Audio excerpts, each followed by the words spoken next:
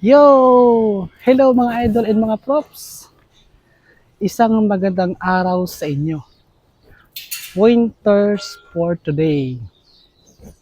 Basta nagdesisyon ka na umaksyon or mangarap ng mas mataas kaysa sa kalagayan mo ngayon, i-aware lang kita or mga props.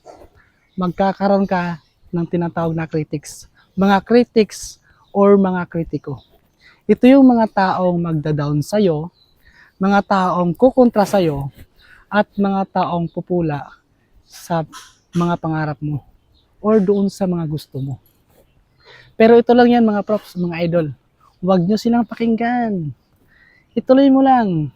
Have the courage to continue or to pursue kung ano man yung mga pinapangarap nyo. Again, magandang araw sa lahat.